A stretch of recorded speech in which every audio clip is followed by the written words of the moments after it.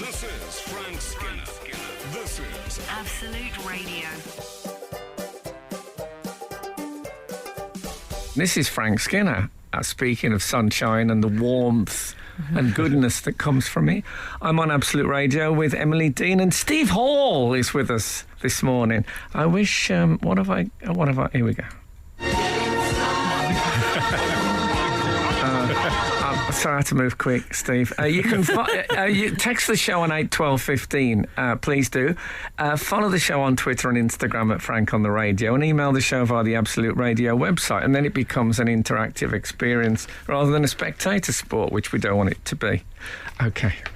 Can I say, Steve, welcome. Thank you. Good to see you. Frank, you and I have already descending a bit into the winter woolies. Steve, very summertime. Yeah, Steve's in a T-shirt. He don't care. I like the people that hold on to summer. Yeah. It's like I like to start it off a bit early. So round about like April, I'm starting to wear. I might put my first shorts on. Is it almost you think like trying to give it a few ideas? This is the first time I've really embraced baldness and started shaving the head. And I'm feeling it up top. I think that was a good... It's what they do nowadays. I always thought if I went bald, I would absolutely go for the Philip Larkin and keep it long around the back and the side. Like Nick Robinson from the BBC. Yes. I haven't seen him for a long time. Is he all right? I think so. Nick Robinson, dead or alive, 8, 12, 15. Where's he gone? Fired? Did he? He moved on. Oh, he moved on. Oh, no. He's pursuing other projects. ITV? He's spending more time with his family, like David Mellor. I think he changed channels. Oh, I haven't seen him. Well, you'll change channels. You don't have to leave your job. I think pursuing other projects always means 1,000-piece jigsaw at home. But, God, I've pursued a few in my time. Right. So anyway, it's lovely to have you here. It's lovely to have you here, Em, but you know what? I can't say that every week. Get on your nerves. Like an all comfortable pair of slippers. Have we? Novelty slippers, maybe. Thank you. In the shape of Zebedee. I used to have a pair like that. David Baddiel bought me, I think. Really? Yeah, David Baddiel bought me some Zebedee slippers. Frank, I just can't picture David in the shop saying the Zebedee ones. I imagine he got them free from somewhere. I was on a cliffhanger from listening to last week's show where you were saying that you and David were going to go and see the Chelsea West Brom game together. Well, so go and see. You can watch it on Cohen. You can't go and see. And then obviously it was a pretty dramatic game. It was. He took it. He started off taking it pretty well and philosophically. Then there was a bit in the middle where I thought there was some tension, and then as Chelsea came back, of course, he mellowed. But it was lovely in many ways. But a point now is that's enough for me. Only 39 to go. That's the way I look at it. My dreams have shrunk like a little dried pea. Oh, do you know what? I think it's best that way sometimes. Yes. So have we had outside world interference? We have. Do you remember, Frank, we were talking about inventors last week? Oh, yes. Favourite inventors. We got onto the subject, Steve, of who's your favourite inventor? Yes. Which I appreciate is a very overcrowded text of the subject on Did it start radio. From who's in the inventor's chair? Was that the... Oh, I can't remember how it started. It may be. I mean, regular listeners will know that we think that every chair for comedy references is occupied by someone. So if you want to do a joke about someone getting drunk, you'd then refer to whoever is currently in the drunkard's chair. Who would you say that was? Whichever one of Ant and Dec. Oh, yeah. I say it with the utmost sympathy, but that is in comedy. Don't worry, I've been in that chair. It was George Best for a long time. Yeah. I mean, they're rarely positive figures in that chair. It's not like best looking bloke chair. That's where you want to be, obviously. I don't even. That chair isn't even in the same postcard as me. Postcode. We always discuss the best looking bloke chair because, as Frank says, for so long it was Brad Pitt, wasn't it? Well, we're not even convinced he's still not him. No. Yeah, so how you'd say, "Oh, all right, Brad Pitt," in a scornful way to someone. Exactly. We thought, I think Frank's right. Ryan Gosling is a pretender to the throne, but he's not moved over, Frank. No, Ryan Gosling isn't known by the masses, I don't think. I always think of Anne Nora. Anne Nora wouldn't know Ryan Gosling, but she'd know, actually, she'd probably say Rock Hudson. And then there's a difficult conversation. Frank Skinner on Absolute Radio. Now, I was reading a book this week, I know, and I'll tell you what it had in it, and it had one of those ribbon bookmarks, the ones that are actually connected to the spine. It wasn't a Bible or anything, it was just a book. And I find occasionally I'm surprised by a ribbon spine bookmark. And I'd like, if there's anyone in publishing with any experience, what's the criterion? What book has the right to have a ribbon bookmark built into the spine?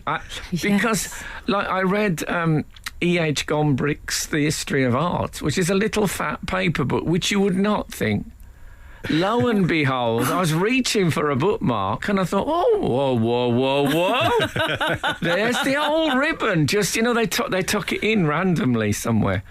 One thing I was thinking of doing was buying books with ribbon bookmarks deliberately and start from there to see if they're trying to tell me something. So if you have any friends or if you're in publishing, who makes that decision? How is that worked out?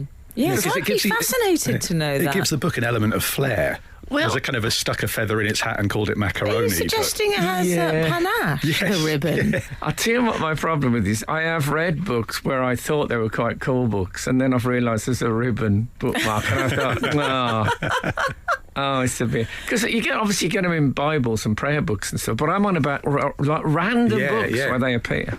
I'd like it if it was in one of those Christmas humour books. It might, but it could. It could be Uses for a Dead Cat. And then suddenly there's the ribbon bookmark built into the spine. Oh, I'd love Makes that. it feel like it's the book's birthday. The book is celebrating. I'm going to call it I need to reduce it to spinal ribbon. Spine. Yeah. The Frank, trouble is with spinal ribbon, someone will start talking about Spinal Tap, which is one of my worst things in society, when people say, oh, God, it's like I've been in Spinal Tap. Yeah. I think it's quite a good dividing. I often use the reference very daunt books, as you know. Yeah. But I think now very spinal ribbon. It's very spinal ribbon. Yeah. And I would say Frank Skinner's How to Enjoy Poetry, which I do recommend, Steve. If it's you're a cracking read. You're in like Flynn. Yeah. Wow. Have you done it already? Well, I did, because obviously the Stevie Smith was your first episode of the poetry podcast. Sorry about this, guys. This is like a late night art show. Well, there's a singer called... Started off with Spinal Ribbon. Yeah. There's a singer called Vic Chestnut who oh yeah, I've played him on here actually. And he's turned a few Stevie Smith poems into songs. So I was going to ask you this off air, in fact. I don't approve of that, but never mind. Okay. But I've read your book as well, Em. Well, look, it's not all about all of our books. No. I'm just saying the spine would work with the Skinner book, I feel. Thank you. I'll happily read Alan's book when it gets published, if he's writing one. That won't have a ribbon. He won't stand for He that. will not stand for it. No, it'll be a black belt. Frank Skinner on Absolute Radio. Frank, can I share some outside world views with you? Firstly, 181, that's Dave from Coventry. That's my old house number. Small world, isn't it? Some people say, what was that bit on Love Island, Frank, when someone said, my lucky number's 8? So is mine! Oh my God! They weren't both fat ladies by any chance. Oh, very good. I couldn't possibly comment. Dave from Coventry, you were talking earlier about the chair, Steve. Yes. As in... Who's in what chair? Brad Pitt is in the best looking man chair. Dave points out, I think of it as the who do you think you are ... chair. The best one ever, do you see what I mean? As in, who do you think you are would always be succeeded. Yeah. The best one ever was Sinbad on Brookside. Its genius lay in the fact that it only worked in a Scouse accent. Someone drove into the close really quickly and nearly knocked over Sinbad. Let me guess, Sterling Moss.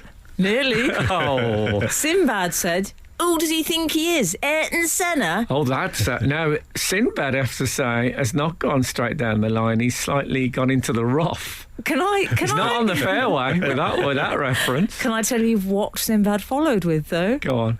He'll be Ayrton someone else in a minute. That's Come on. But that's overwritten for one of those. That's 4 people worked on that. It was Sterling Moss. That's a good question. Who's in the fast driving chair? Lewis Hamilton doesn't have. There's too many syllables. Yeah, I think also it's not a distinctive enough name. Sterling Moss. You just didn't get many Sterlings. Yeah. There was a story once that I think a policeman pulls over someone and says exactly that. Says, "Who the hell do you think you are, Ayrton Senna?" And the driver rolls his window down and says, "No, I'm Nigel Mansell." Oh. And it was actually Nigel Mansell. I hope. He was a Birmingham legend, of course, Nigel Mansell, and one of the great celebrity moustaches in recent. Who's in the celebrity moustache chair? Celebrity moustache who's the golfer who married Suzanne Danielle, the 70s Dolly Bird. Oh yeah. Sam Torrance? Sam Torrance. He was definitely celebrity. We have so many chairs going on. This needs some social distancing. But it's now it's been slightly, slightly messed up because there's some hipsters and stuff that have gone. But there was a period when very few people had moustaches in the public eye. Yes. Yeah, it was like Ian Rush. It was sort of sportsman. Carried lovely weight of it. reference. Mark Lawrence and Frida Kahlo, of course. There weren't many, though. There weren't many. It was a small group, I think it's fair to say. It's harder for us brunettes, OK? Have some sympathy. We've also... Steve, have you seen we've had a lot of responses to the... I love a deluge. Well, I'll hand over to you with regards to the ribbon, Frank, which you were discussing. The ribbon bookmark that comes built into some books. What's the criterion for that? I don't know. We've not had a sort of definitive criterion. We've had lots of good examples. So Liz Gates has said the Reader's Digest condensed novels had ribbon bookmarks attached. Yes, they did. They did. And also they had the kind of covers that were almost quilted. You thought... I've stayed in people's houses where I've looked at the sofa and I thought I might be better off getting all their Reader's Digest condensed novels out into a rectangle on the floor and sleeping on them. They're slightly cushioned, slightly upholstered, the covers of the Reader's Digest. The sort of person who thinks, what I need is a compact novel. I don't want to read full-length one. But yes, that's a very good, very good example. And Phil has said, and I remember this from my childhood, Dungeons and Dragons books often had ribbons in. Oh, well, I never did D&D. I'm surprised you did, Steve. Yeah. I once took part in as a 13-year-old, I took part in a sponsored 24-hour Dungeons and Dragons role-playing session. I sold it all on eBay. From my mum's shed. All my old stuff. Is that what they play in Stranger Things? Yes, is that the one with the upside down world? It's had a massive resurgence, Dungeons and Dragons, because of Stranger Things. So it goes for a fortune. Old stuff on eBay now because Stranger Things has revived the love of Dungeons and Dragons. There were spin-off books, though. Oh, there's a whole. There's mountains of the stuff. You can go deep. If I ever go to a Dungeons and Dragons convention, I'm going to wear one of those Australian hats and take all the corks off. And I'm going to have to spin off books dangling by their spinal ribbons to show that I'm part of the group. Frank Skinner on Absolute Radio. We've had a few more comments on ribbons, book ribbons. Tamsin has said cookbooks. Oh, they have them, do they? I don't know if I've ever opened a cookbook. They have them. They do. Wow, that's so weird. I would not have guessed that. Are they wipeable? And Ewan Macaulay says the Bible. Oh yeah, the Bible and prayer books. I agree. I think they're the way you expect it. But there's somewhere. I like a cookbook. I would never have got that. And Catboy says diary, journal, ledger, or Hogwarts register. Catboy's on fire this morning. Hogwarts register. Who'd be on that? I could name a few. Yeah. I wanted to also return to the show last week, and I think we nearly did, and then we took a turn, didn't we? Who's your favourite inventor was a question we asked last week, Frank. Yes. I went for Wilfred Makepeace Lon. Oh yeah, it was the sort of, I don't know if he really invented stuff, but he was like a kids TV, not even kids TV, a TV presenter. It was the idea of a bloke who sat in his shed making stuff that would slightly change the world. Yes, because I've got a feeling that it was something of a career. It felt more of a career ambition in the 70s, because I wanted to be a professor of sweets when I was a child. But I think that felt like an achievable, sort of desirable thing to do. We've had Louise Lombard, not Louise, not what was it called, that programme? House of Elliot. House of Elliot, yeah. Yes. I knew Louise Lombard. There you go. Oh, yesterday when I was young, so many, many songs were waiting to be sung. Carry on. Louise Lombard. Okay. Says it reminded me of my. You guys discussing my favourite inventors reminded me of my all-time favourite. The Kenwood chef was invented by none other than Mr. Kenneth Wood. Was it really? Then it gets better, guys. Reply from John Wood. Correct. My stepdad. Oh, what? Oh, that's brilliant. And I've checked out. He checks out John Wood. And he even has in his bio, stepdad started Kenwood. Fabulous. That's really good. I think I met the dad, the stepdad at a party. It's a very good mixer. Was there any love for Heinz Wolf last week? That's who I think of in a sort of similar territory as Wilf Lunn. Oh, okay. He used to host the Great Egg Race. Oh yes. They're not on anymore, but they're probably on CBBC now or CITV, aren't they? I think that'd be the home for your populist inventor. Yeah. Tony Stark, of course. He's made it sexy, the inventing business. Mickey Hole 11 says Trevor Bayliss, no question. Trevor Bayliss. It's the wind-up radio, is that? Yes, do you remember them? Oh, man. Wind-up radio, is that Ian Lee? Frank Skinner. Absolute Radio. Oh, and then here's a question now. The Moral Maze is on Radio 4. I see this is a little mini version of that.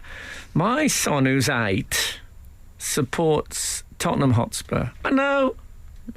You got to let them, you got to let them make their own mistakes. Yeah. So I let him watch the first half of the League Cup game on Tuesday night against Chelsea. So we watched that, and then it's too late. It's a school night. That's already beyond his go-to-bed time. So then he goes to bed at half-time. So he's gone to bed. I carry on watching. It goes to a penalty shootout. What do you do? Oh. Do you? 8-year-old, school night, penalty shootout. What would you do, Steve? Tricky. It would be very dependent on whether my wife was in the house or not. Okay. If it was just me, I'd wake him up. Okay. And kind of go, this is a part of life. Yeah. You've got to get used to this knife edge, the disappointment or the glory. Let's face it, there's not much theatre available at the moment. Yeah. The penalty shootout is always Is that the game where Eric Dyer had to nip off to use the facilities? That's right. Yes. I'd have woken him up for that. I'd have gone, this doesn't happen very often. I'd have been very quick to do that. It's this and Jason Punchin. They're the only two who've done it. So, I didn't know Jason. Anyway, I went and got him up. Fantastic. It's a penalty shootout. Respect. And also, what do you get your child up for? 8, 12, 15. I, as a child, it just didn't apply in our house. I went to bed, when I was his age, I was going to bed 11 o'clock at night. I would be at school talking about a hard-hitting kitchen sink drama I'd seen the previous night on television at 9 o'clock, and the kids are saying, what are you talking about? There is no 9 o'clock at night.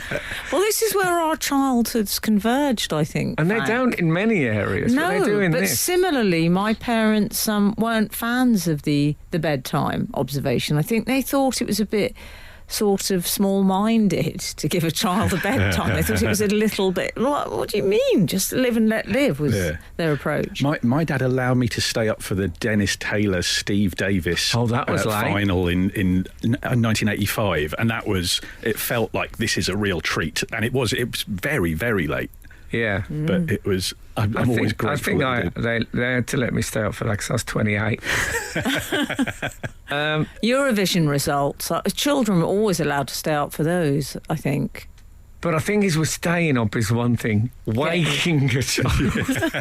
My dad we used to watch listen to the Muhammad Ali fights, even the Cassius Clay fights. He would get me up, but we'd plan that.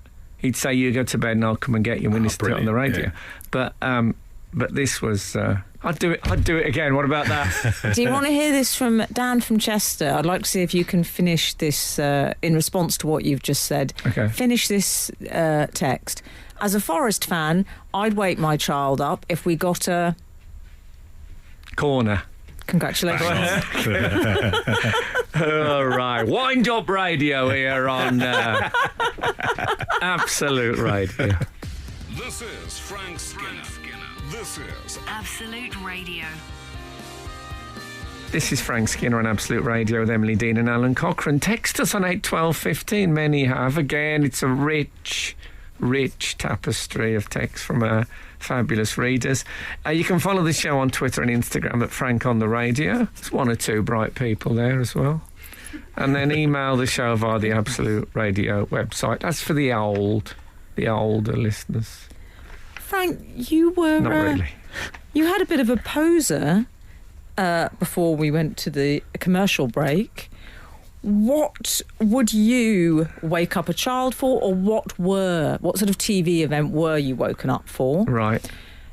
We've had people in their droves. Oh, okay. Milton? Not for Milton. What, some sort of reading of Paradise Lost? He's regained it now, it's all right. Okay. Milton, Red Shoe Diaries. You wouldn't get someone up for Red Shoe Diaries. They sound like my kind of parents, Milton's parents. Wow. I didn't see that coming. I gotta say. Is everyone familiar with the Red Shoe Diaries? Well, I see in the listings regularly. What's the nature of it? Can you sum it up? Are you familiar with it, Steve? I believe it We've to be all some just form of... Well, I know it's a Powell and Pressburger film. As far as I'm... No, that's the Red Shoes. Oh, what's the Red Shoe Diaries? The Red Shoe Diaries, I think isn't it not some sort of erotica? Oh, no. I don't think it's erotica, is it? I thought we it were was all the laughing, but now we don't know what it is. I'll be honest, I wasn't going to read it. I thought it was a flippant response, a slightly cheeky response from someone. I could be getting this totally wrong. I think it's David Duchovny. But I could be... He's respectable. It can't be. I don't know who that My is. internal He was in the IMDb X-Files. could be getting me him. wrong here. Yes. Yeah. I thought it was late night softcore. Well, I think it says so much about us, if you don't mind me saying, that I thought it was the Powell and Pressburger film, and you thought it was the late night erotica. Frank, what did you think it was? I thought it was a documentary about Pope Benedict, who famously wore red Gucci slip-on shoes when he was the Pope. Or were they Prada? Prada slippers, that's what he used to wear, red Prada slippers. Okay. Listen, I've had something which I've been holding back, but I was sitting at home and thinking to myself, I need to be a bit more radio presentery and a bit less ridiculous. Okay. So I've got in touch with my producer. I sent her something I wanted turning into a jingle. If this isn't quintessential commercial radio, listen, I've finally arrived. Brace yourselves.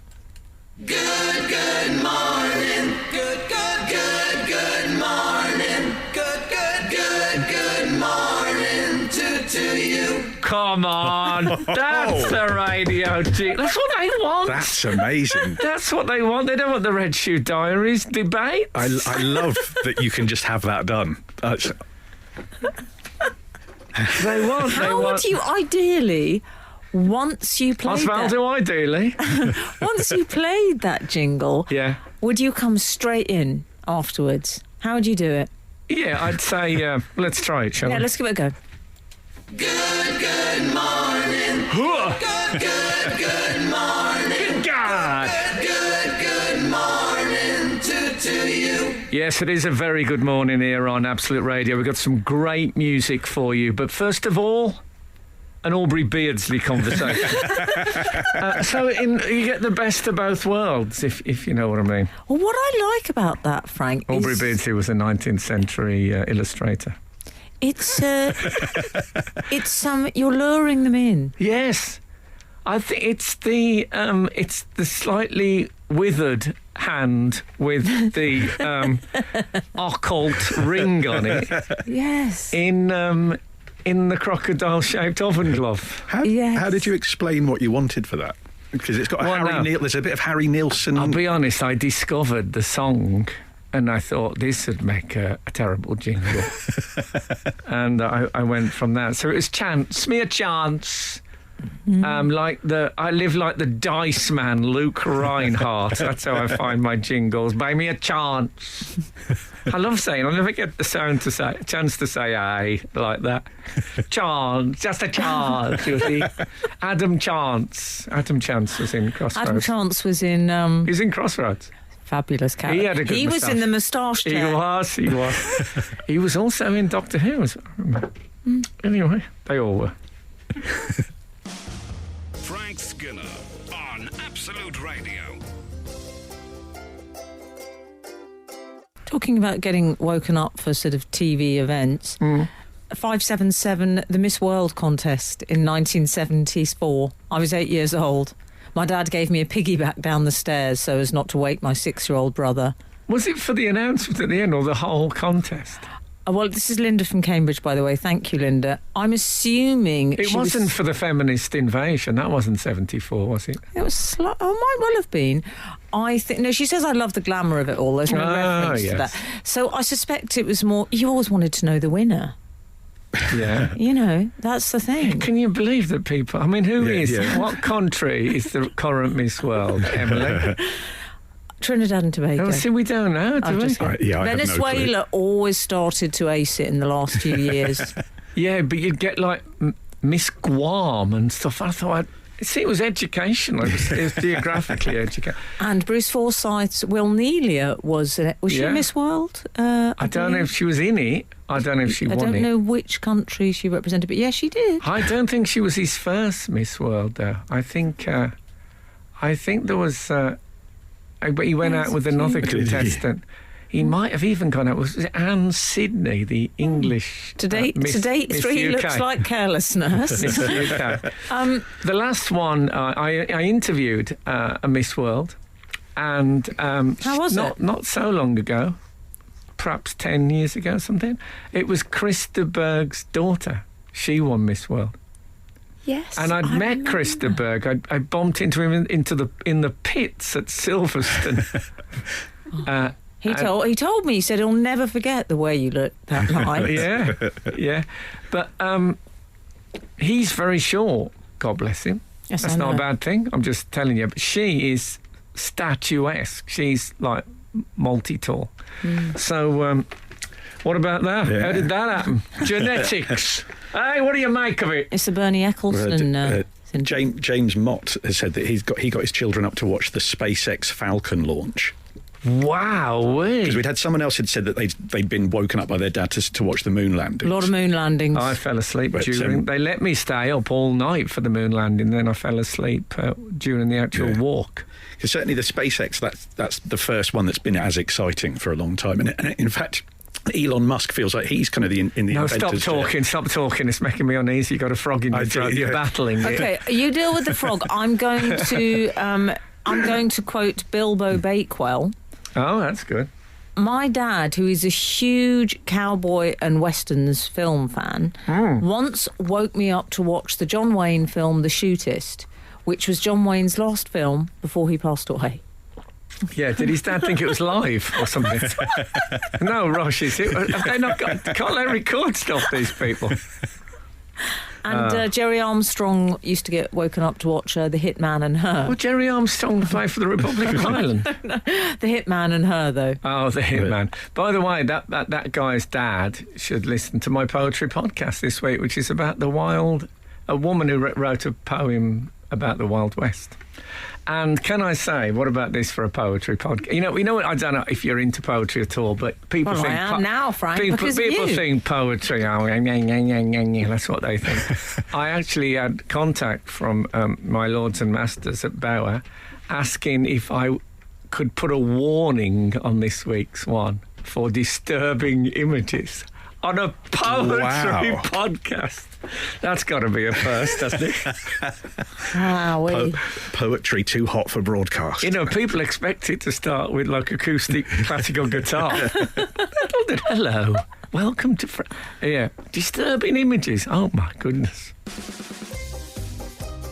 Frank Skinner on Absolute Radio. Can I just share with you the work of Tracy Cliff?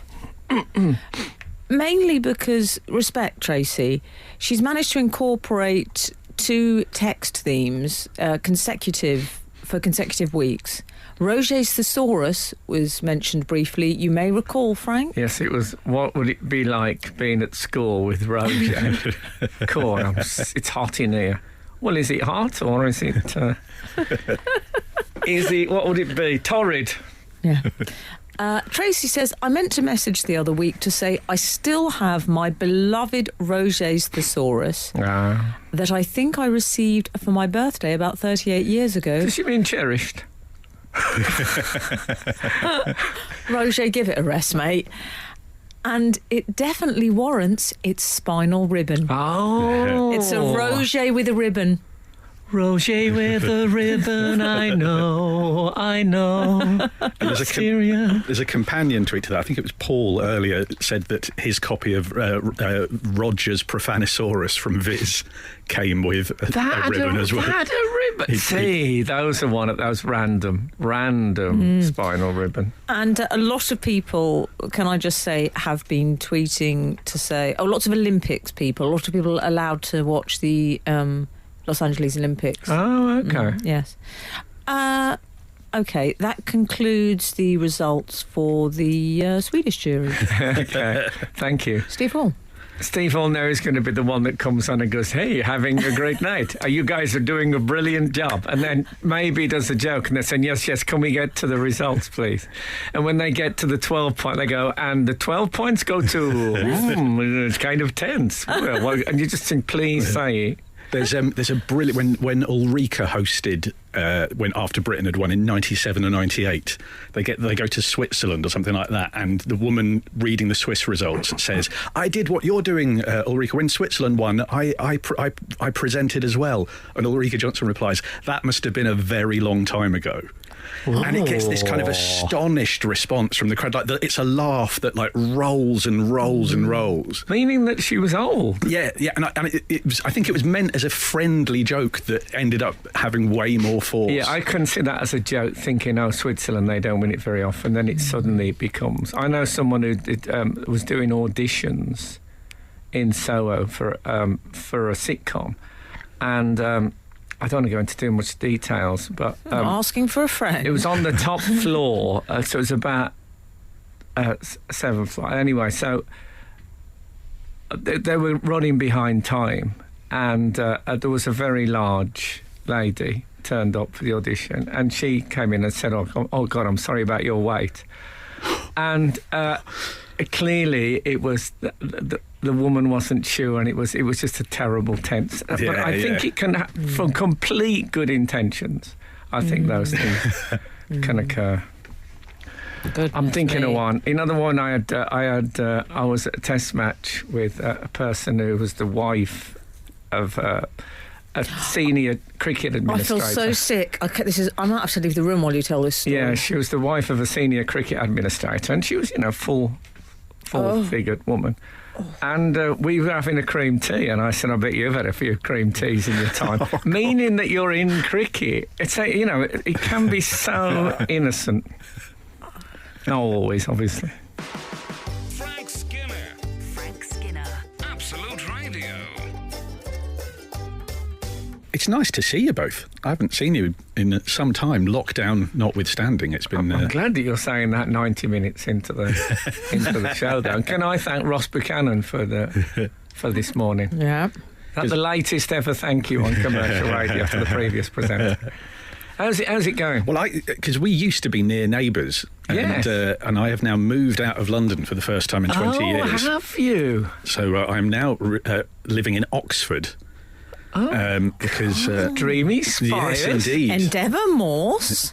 It's well, my wife is a. My wife. My wife is. I am very much punching with my wife. She's a extremely intelligent lady. What does that mean? I'm punching with my wife. Punching. I'm doing well Just for want to myself. I want to clear that up. Yes, that's a very good Oh, point. you mean you've? Okay, Yeah, that's a very good point. Yeah. Yes. Well, we've moved, so she has started a research fellowship. She's a psychologist.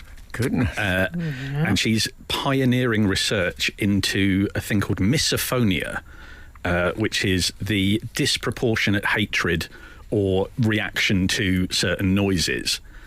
And I'm fairly sure this is something that you've said in the past, Emily, that you have. I've definitely I think it's in a Laurel and Hardy film when he gets something like trompophobia because he's frightened of trompophobia. Of course, has a different feeling there. But whenever Oliver Hardy hears a trumpet, he goes on the rampage. Right. Yeah, so I'll have to get them to watch it. So does it start with the basics like fingernails on a blackboard? Can you explain it to us? Because I think I've got it, so I'd like a proper diagnosis. It's more extreme than, because fingernails down a blackboard is a thing that most people, would probably have a reaction to, whereas it's kind of an irrational or disproportionate reaction to. So it could be the sound of someone breathing, or the sound of a clock ticking, or someone eating popcorn in a cinema. So my wife has it, and that's why she wants to research it. So when she'd first moved over from Australia, the first time we slept in the same bed, the next morning she went, "Do you always breathe like that?" That's because I think they breathe the other way around, don't they? Like the plug hole thing. Something to do with the hemisphere. His wife is Australian. How have you sorted that out? I've gone under the surgeon's knife. I'm pretty sure I broke my nose playing football. Comedians football on a Tuesday. I blocked a cross from Milton Jones with my face, and I'm pretty sure I did something to it. So the good old NHS sorted that out and basically saved my marriage. She said the noises I make repulse her, which I think some absolute listeners feel the same way. So he has an operation. Yeah, so I underwent an operation. But what are your triggers, Em? What are the things that you have? Whenever I'm in, I find it difficult if I'm in. Sorry, it's so hot in here that no one else seems to have noticed. I feel like I'm in the Raj. Where's my red tunic and we'll have high tiffin? Sorry. I have. It's sort of everything. I mean, I can't really sit in cinemas anymore or theatres because people's noises, just people crossing their legs, hearing the rustle of trousers. Wow. I was once at a ballet. My relatable anecdote. I was once at the ballet and I could hear the principal dancer's shoes hitting. I could hear the ballet shoes hitting the wooden slats, and I found it unbearable. I've got to say, I've only ever been to 2 ballets in my time. It didn't grab me, but I remember that moment of thinking, oh God, I didn't think you'd be able to hear them. I imagine they barely touch the ground. You know what I mean? Yeah, I think it's one of the shabbier aspects of ballet that they can't do it quietly. I do. I mean, if I'm working and if I hear street noise, children shouting in the street, you know what they're like, the school children. I will sometimes go out. I mean, I don't actually. I've not turned into that. Well, it's just when they're all shouting, Frank. They're going, oh, whoa. People People do that in the street. They're not just children. But how can they do that? Well, I don't know. And you live in London. I can't bear it. Well, there's different responses too. We can probably go into it in a bit more detail. There's different responses that I can tell you about soon. Well, that's there's a cliffhanger I wasn't anticipating this morning. Different responses to, what's he called? Misophonia. Misophobia. Stick around. Frank Skinner. Frank Skinner. Absolute Radio. Absolute Radio. Now, if you were, those of you, you can move away from the edge of your seats. We're back to misophonia. Misophonia is when there are noises that really, really upset you big time. Yeah, and it's not necessarily hate. It's just like a disproportionate reaction, whatever that might be, whether it's disgust or... And it sounded like from yours, disgust might be... Could it be joy? I guess it could. I mean, there would be... Like dogs... toenails on linoleum always reminds me of my childhood. Yeah, it was like the sound of a tram going over car wheels going over tram tracks. I thought he was going to say car wheels going over a tram. I thought he was going to say that. We're talking about memories of our childhood. Thank God. For me, it's rustling of any sort.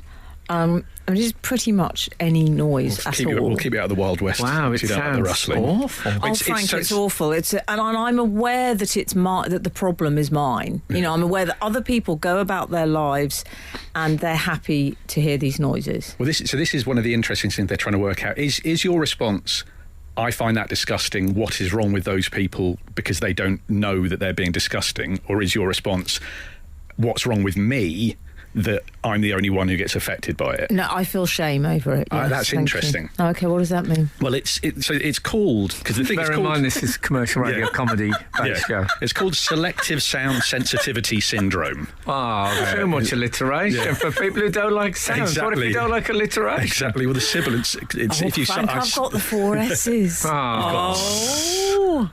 But the idea is that therapy can fix it. So therapy has worked. I've spent enough on that, love. And they're trying to work out. Well, so we could cure you, or you could move out of London. He's trying to sell a service. I think my partner might have this. We've been in hotel rooms where she's gone, God, can you hear that? And I literally, all I could hear was what I would call silence. But what I call silence is not what the earth. Industrial Britain hums. There's a general just emanating from everything. I like it. I find it reassuring. Well, that could be it. Like, my wife has physically ripped... She's physically ripped a donut out of my hand and thrown it in the bin because she was so furious with the way I was eating it. And I thought I wasn't eating it. Are you quite a noisy eater? No, I'm... Well, how do we know, though? It's all right when they do it. We've only got your word for it. That is true. No one thinks they're a noisy eater. I work with a guy whose wife wore industrial ear protectors at the meal table because she couldn't stand the noise that he made. Wow. I think we have to try and encourage a bit of tolerance. Yeah. Well, it's interesting. One of the things that happened is that people didn't know this was a thing. So there are certain people who hear the word misophonia for the first time and kind of go, oh, right, there's a word for it. Like this isn't just lunacy. This is something that can be worked on. But I, at the same time, you're exactly right. I've tried to argue with my wife, like, at what point is it just hoity-toityness? Yeah. Oh, we can't help it. I mean, thanks for your sympathy. You woke up in the bin. Frank Skinner on Absolute Radio. This is Frank Skinner with Emily Dean and Steve Hall, who's with us today.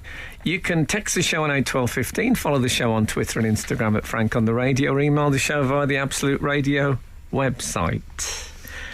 Oh, what a week it's been on the old world event stage. Yeah. We were talking about things we stayed up to watch as children. Of course, there was something that we could stay up to watch this week. Yes, I watched a bit, not live, but I watched a bit of the presidential debate. We should say, of course, that President Trump is ill in hospital, and we hope he's all right. As his fellow human being, absolutely. I can honestly say I hope he's all right. Have you seen Mike Pence?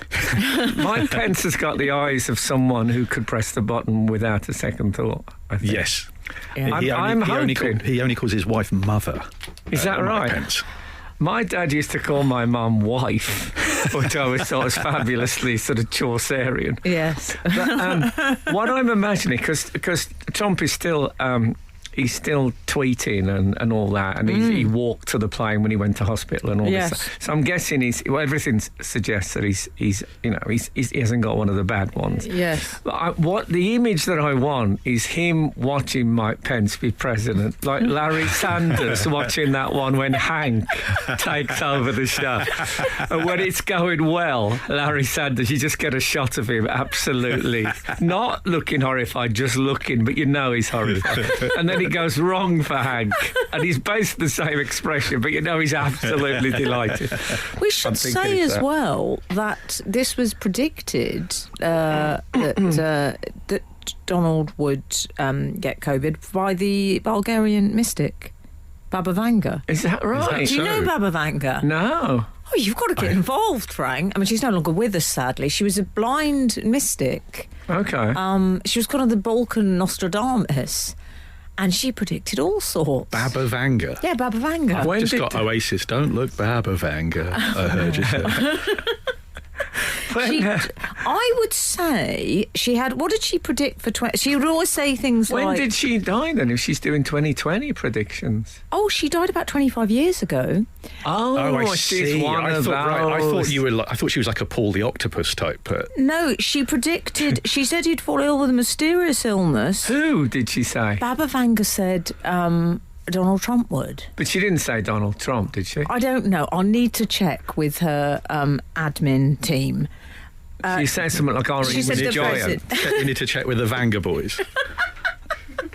Oh my goodness. Anyway, I'm sorry. I could talk about Baba Vanga for ages, but I won't. But the world is going to end. I think it's 5079. Well, that's not too bad. We're okay then. I'll settle for that. Yeah. I'll take that. Thank you, Baba Vanga. I'll take that. That's like people's estimates coming in. I've looked at a few, and you're the one I'm going for. When can you start? Okay. Well, there's talk now. The presidential debate was one of the hardest pieces of television I've ever watched because.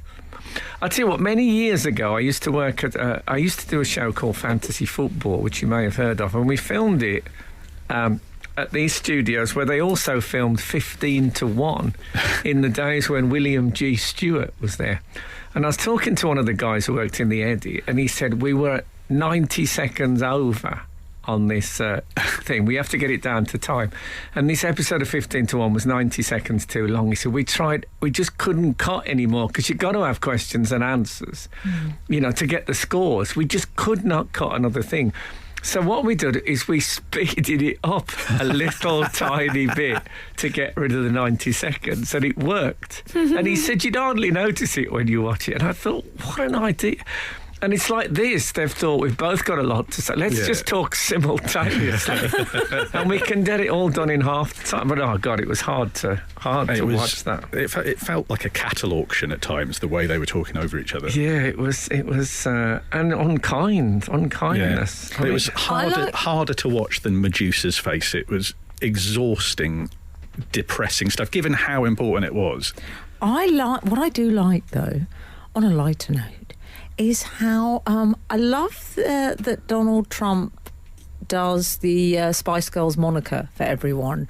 So Crooked Hillary, Sleepy Joe. Yeah. He always precedes himself as Crooked Hillary. He never just says Joe Biden. He never just says Hillary. He's got to describe them in some way. So I'd like us to all think about what our Donald Trump moniker would be. You would have to be Gittish Frank, I'm afraid. Oh, goodness. It would have been skittish in the old days. That's you gone. might not have that. You can choose your own, okay? Okay. What about anxious, Steve? I'll take that. Yeah. What would I get? It's a step up from empty hall. Yeah, I wouldn't say that again. Not in the current climate. Socially distanced hall. Let's call it that.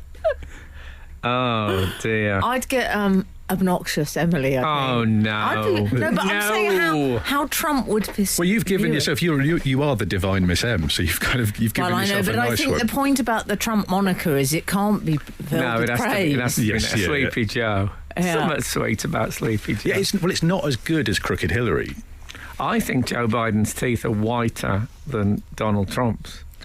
What I about do. when Donald Trump said, I've done more in 47 months than you've done in 47 years? And I think he wasn't in power for 47 years. He was the 47th vice president. Oh, is that what it was? I think he got it wrong. He made a mistake. Never mind. No, I don't. I can't accept that. Frank Skinner on Absolute Radio. Frank, Paula Bailey says, my mother used to bring me downstairs for the Saturday night Hammer Horror double bill. Oh, all right. What a mum. And then you have to go back to bed after that. Yeah. My brother Keith stopped up to watch The Outer Limits on his own. I don't think he was very old either. And that was quite a scary programme. Used to be on late at night. And my other brother Terry went upstairs to bed. Ha ha. What he actually did was got his fishing rod, put a matchstick on the end, not a matchstick, a matchbox on the end, and tapped on the window from outside of the room where Keith was watching The Outer Limits. And my dad was aware of someone being on the landing, so he went out. There's Terry fishing out the window. So he goes downstairs. Keith is under the table, terrified that someone's knocking at the window. We've also got from It's a comedy family. Daniel McMurtry, Frank, has given us confirmation on the Red Shoe Diaries. Oh, yes. I thought it was the Powell and Pressburger film. Steve Hall thought there was some eroticism in it. Indeed. Frank, where were you on it? I thought it was a camp musical theatre kind of a...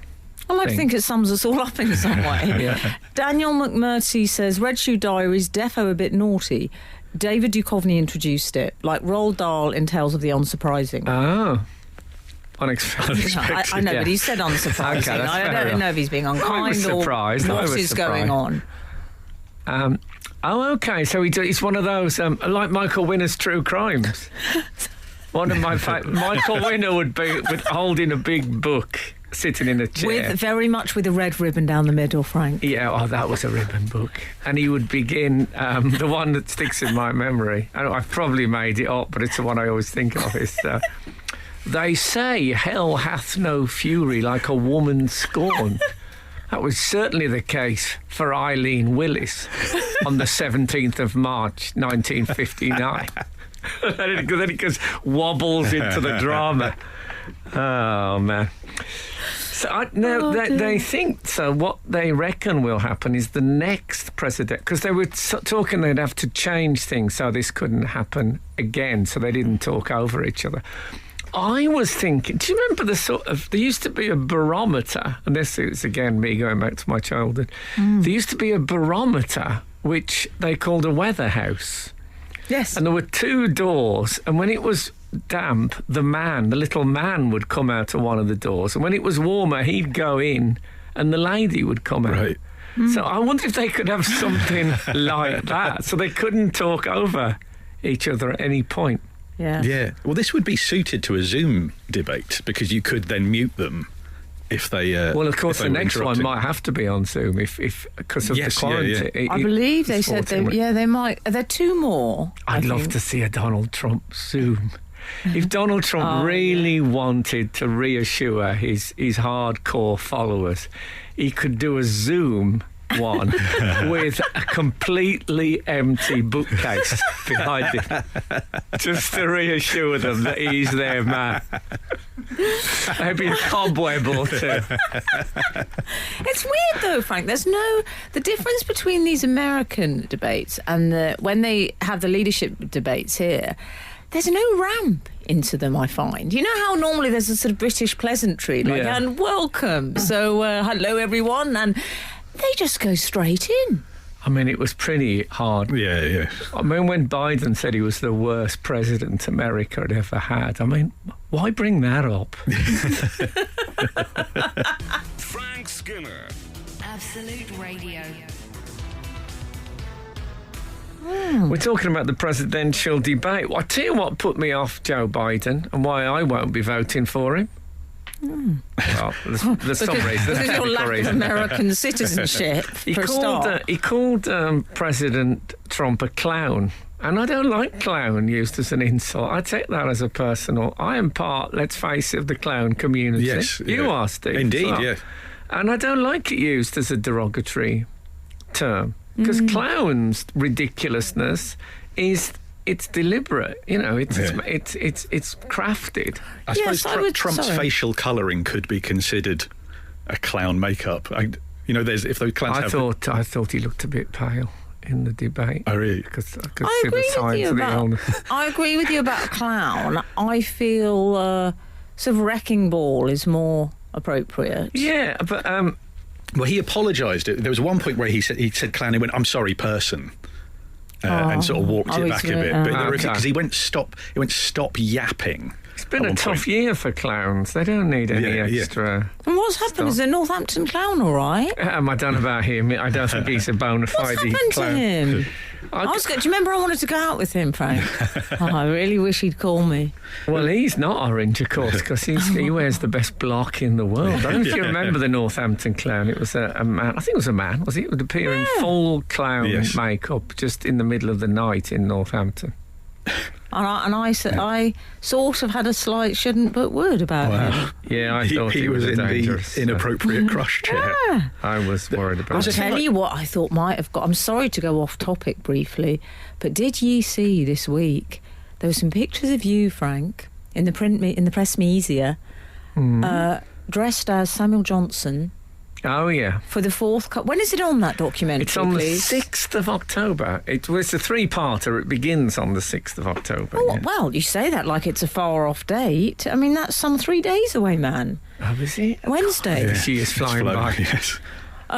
Wednesday, 6th of October. What time, please? Oh, I don't know. I think it's not. It's on Sky Arts. Anyway, this is you retreading the steps of Samuel Johnson. Yes, into the Western Islands of Scotland. Very, very did fine. You see the With my associate Denise Miner, the writer.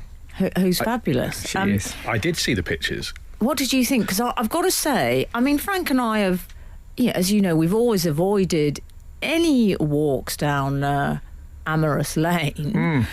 But I've got to say, those pictures, Frank, it's working. It worked for you, that look. Well, I thought, I might have found my look. And that's a slight problem, as it's sort of 18th century literary figure chic, which you can't wear on an everyday basis. Well, because I've been looking forward to seeing the Aubrey Beardsley hair. Yes. And then that. What do you think, Steve? I think it's great. It's. Speaking as an outsider on hair, and I'm an envious. It's mainly envy these days. Yeah. Whereas the Boswell and Johnson one, it's sort of the missing link between Samuel Johnson and Slade. Yes. Obviously, I'm a bit slim for Samuel Johnson. But, I have to say, though, it was. It just, you know what? Sometimes it all comes together. And you found your look. Yeah, but I can't adopt that as a regular. What about if I was coming in here Saturday mornings dressed as an 18th century literary figure? It would probably stray into specialist interest, but it's working. Well, it could catch on. You get Bush and Ritchie will be turning up. Yeah, that's Charles Dickens. Well, that's a bit late. But yeah, Burke and Hare. Yeah. Maybe. Frank Skinner. Absolute Radio. Frank, could I just mention something? I think you may have referenced last week something through the local news stories. Yes, I was on about recurring local news stories that every now and again they come up on the one that stuck in my mind was gurning competitions, where they'd have people looking through a horse's collar pulling a terrible face. People not having teeth was a big plot in gurning, and I think when I was a youth, everyone had their teeth at age 40. It was just the norm to have them all out because they were so rotten by that point. Oh, is that why they had them out? Because, it is a bit whatever happened to false teeth. Yeah, so everyone... I didn't know anyone over 45 who had their own teeth. So, this might just be the West Midlands, I don't know. But, so then you can, when you gurn, you can get your jawbone right up by your nostrils. Yes. But now that people have got teeth... I think it's killed. Did they have to put a collar on? My memory is I'm just saying, you look through a horse's collar. You look through a horse's collar, right? Do you like Frank saying, I mean, now that people have got teeth. I know. It's a letdown. Frank, well, 646. It's killed. I mean, one thing people don't say about the improvement in dentistry and orthodontistry. Dentistry? Orthodontistry? Orthodontics, I'd go with. Oh, they never Steve, talk, you're always there for us. teeth whitening and all that. They don't talk about the damage it's done to the gurning industry. It's almost wiped it out. Anyway. So I just wanted to pick up on 646, who says regular local news stories. I always look forward to the mid-December story on East Midlands Today, where there's been a house burglary and all the kids' Christmas presents have been stolen from under the tree. Cue video of glum-faced kids staring at an empty space. I always suspect the parents are cooking up the story as they've blown the Xmas fund on alcohol and are hoping the viewers will donate presents. Or maybe they actually put like phony presents under the tree, so the kids, there's no danger of the kids letting the story out at school or anything. Yeah, that is true. That I've seen that one a time or two. My mum was interviewed on local news once. Which one? Which local on news? Newsroom Southeast. Oh, okay. Because she was a dinner lady at my old Catholic primary school, and they would often run stories about really obscure changes to like coach routines or coach schedules. So it was about busing kids to this Catholic school that we went to, and my mum was a concerned resident talking about how why should Catholic kids miss out? Quite right. Patrick Stewart, guys, was woken up to see, and I can tell he's one of your brethren, Frank. Okay. White smoke from the Vatican. Oh, that's a good one to be woken up for. Would you be woken up? Your family at night, though, does he? Well, it depends what part of the world you're in. Maybe that's a good point. Yeah. Again, a good Would point. your parents have woken you up to watch White Smoke from the Vatican? I don't think so. No, I think they could have. They'd have. I remember. I think it's John Lennon's birthday this weekend, and I remember getting up, and my mom had left a note saying John Lennon shot outside his flat in New York, and then she'd written "dead" in block capitals and underlined it about 5 times. I mean, it was the worst possible way to find out some. She should never work as on a newspaper. I remember thinking that. Yeah, well, that's a lovely light one to go into the music. Wait, hold on, there's only one way to follow that. Frank Skinner. Absolute Radio. Absolute Radio. Can we just share with you some outside? Absolutely, Frank, the noise is really. I can hear it. Can you step away from the mic? Thanks. It's horrible. 182. Morning, guys. Talking about waking up for a special event, we woke up our 7-year-old daughter Adelina on New Year's Eve 2019 so she could watch Craig David See in the New Year. She was not impressed as he was a little bit before her time. That's Ed from Barnet. What, was he in their house or something? Imagine being got up for that. I'd be very upset if anyone got me up for that. I mean, God bless him. If she didn't know, he refers to his own name enough that if she didn't know who he was, she would very soon. Oh, yes, exactly. We've also heard from Cruitt, who said, my mum's neighbour had all her teeth removed for her 21st birthday. Yeah. Apparently it was all the rage. I think my sister-in-law was 26 when she had all hers out. What? Yeah, that's what it was... They'd think, it's got them out, though. Nuisance, that was. Frank, I'd also like to share this with you from 344.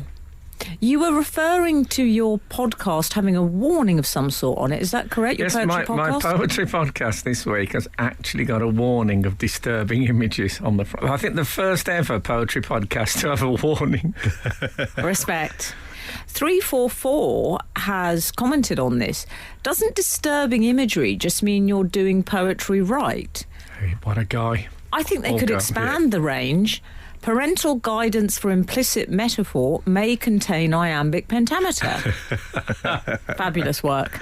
Love it. Who was excellent. That? 344, you know what? He's anonymous. He's a man of mystery because he's poetic. I love it. We've had Kate Strang on the subject of things. That's a good name. It's a brilliant name. Things Woken Up in the Night. She said that her mum introduced her to the young ones when it first appeared in Australia. She woke her kids up saying, show. "You have to get out of bed and come and watch this." Wow. I think that's a really... And she said they were hooked for life. Would you see? I love that, Mum. Yeah, that's really That's great. great. If I was Kate Strang, I would have gone into medicine, wouldn't you? Just to be Dr. Strang. Oh, man, I'd love that so much. Irresistible. I wonder what Kate Strang does. What do you think? Oh. Well, anyway.